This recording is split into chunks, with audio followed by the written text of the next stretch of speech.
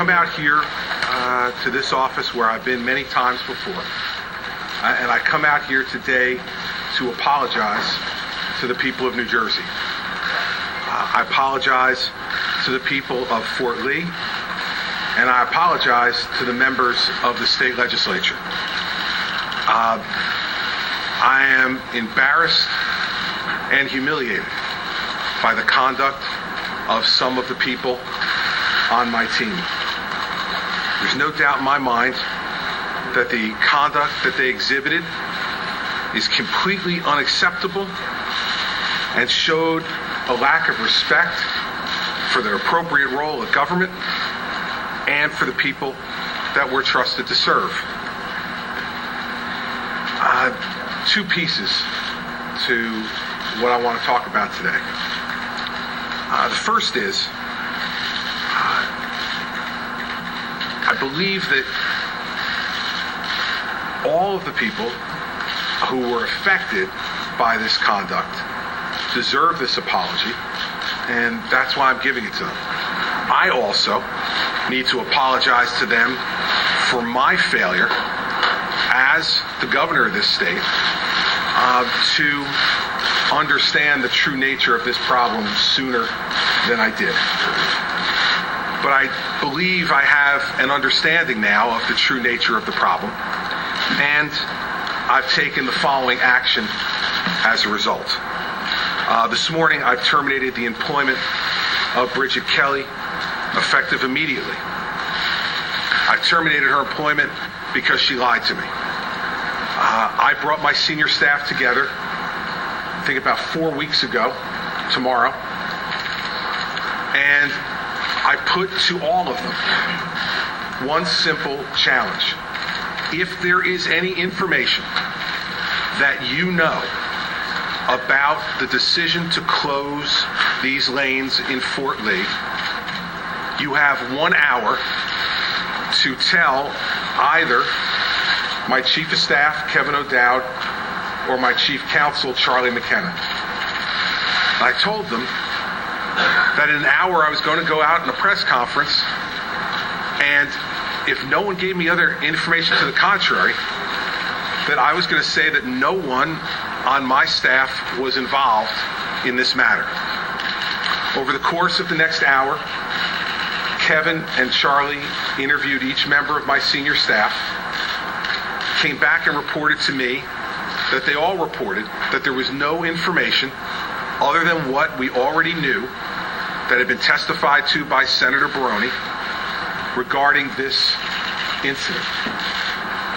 I then questioned Kevin O'Dowd and Charlie McKenna directly, since they are the only two who report directly to me, and they assured me that they had no information that would change my ability to be able to say that no one, in response to Angie's question, on my staff was involved in this matter. That was obviously a lie. And the emails that I saw for the first time yesterday morning, when they were broken in, I believe, the Bergen Record story, proved that that was a lie. There's no justification for that behavior. There's no justification for ever lying to a governor or a person in authority in this government. And as a result, I've terminated Bridget's employment immediately this morning. Secondly, I have and will continue to, started yesterday, to once again now have personal one-on-one discussions myself with the remaining members of my senior staff to determine if there's any other information that I do not know and need to know in order to take appropriate action. I'm not completed with those interviews yet, but when I am, if there is additional information that needs to be disclosed, I will do so. If there's additional actions that need to be taken with my senior staff, I will do so. I will tell you, though, It's been written a lot over the last couple of days about what a tight-knit staff I have and how closely everyone works together, and that is true. And ever since the time I was U.S. Attorney, I've engendered the sense and feeling among the people closest to me that we're a family, and we work together, and we tell each other the truth, we support each other when we need to be supported, and we admonish each other when we need to be admonished. I am heartbroken that someone who I permitted to be in that circle of trust for the last 5 years betrayed my trust. I would never have come out here 4 or 5 weeks ago and made a joke about these lane closures if I had ever had an inkling that anyone on my staff would have been so stupid but to be involved and then so deceitful as to just to not disclose the information of their involvement to me when directly asked by their superior. And those questions were not asked, by the way, just once. They were asked repeatedly. So I take this action today because it's my job. I am responsible for what happened. I am sad to report to the people of New Jersey that we fell short. We fell short of the expectations that we've created over the last 4 years for the type of excellence in government that they should expect from this office. But I have repeatedly said to them that while I promised them the best governor's office I can give them, I could never promise them a perfect governor's office. And so when I find those imperfections, those mistakes, those lies, my obligation as the chief executive of this state is to act. And as to Bridget Kelly, I've acted today. Secondly, I was disturbed by the tone and behavior and attitude, callous indifference that was displayed in the emails by my former campaign manager, Bill Stepien. And reading that, it made me lose my confidence in Bill's judgment. And you cannot have someone at the top of your political operation who you do not have confidence in. As a result, I've instructed Bill Stepien to not place his name in nomination for state party chairman, and he will not be considered for state party chairman. And I've instructed him to withdraw his consultancy with the Republican Governors Association. If I cannot trust someone's judgment, I cannot ask others to do so, and I would not place him at the head of my political operation because of the lack of judgment that was shown in the emails that were revealed yesterday. That has also been communicated to Mr. Stepien last night. There's no doubt that Bill has been one of my closest advisors over the last 5 years.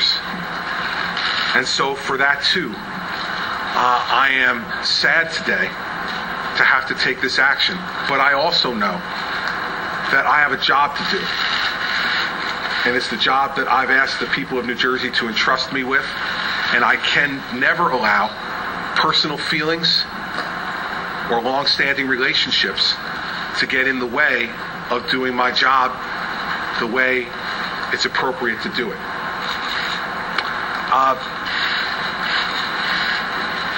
But I don't want any of you to confuse what I'm saying this morning.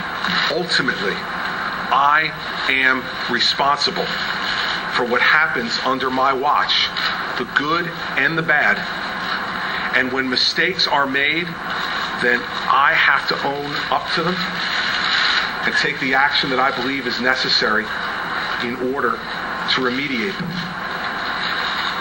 As I mentioned to you earlier, I spent all day yesterday digging in to talking to folks and getting to the bottom of things. I I know there was much discussion yesterday about what was I doing. Well, let me tell you, everybody, I was blindsided yesterday morning. I was done with my workout yesterday morning and got a call from my communications director at about 8:50, 8:55, informing me of this story that had just broken on the Bergen Record website. That was the first time I knew about this. It's the first time I had seen any of the documents that were revealed yesterday. And so before I came out and spoke to all of you, I wanted to do the best I could to try to get to the bottom on some of this so that when I came out, I could answer questions as best I can and take appropriate action if action was necessary. There was no doubt from reading those emails yesterday in my mind that action was necessary. And then I wanted to make sure that I spoke to those people who advised me to make sure if there was any other information they were aware of, that I had it before I acted. I'm going to continue this process. I couldn't get it all done yesterday. And as I said, if there's more information that I uncover, I'll act accordingly in terms of releasing it to the public and taking whatever action may be necessary, if any is, for any other issues. And also will react to any information that's incoming from any place else, given that there's an OIG investigation and a legislative investigation. Later today, I'm going to be going to Fort Lee. I'm asked to meet with the mayor to apologize to him personally, face to face, and also to apologize to the people of Fort Lee in their town. I think they need to see me do that personally, and I intend to do that later on today. People of those communities for 4 days were impacted in a completely callous and indifferent way, and I'm going to go and apologize for that. Let me conclude with this. This is not the tone that I've set over the last 4 years in this building. It's not the environment I've worked so hard to achieve. We saw just a few months ago, and I've seen over the course of the last 4 years, Republicans and Democrats working together, not without argument. Government's never without argument, but ultimately coming to resolution on so many different issues in a bipartisan way and running a campaign that was in fact a bipartisan campaign. And so I am extraordinarily disappointed by this. But this is the exception.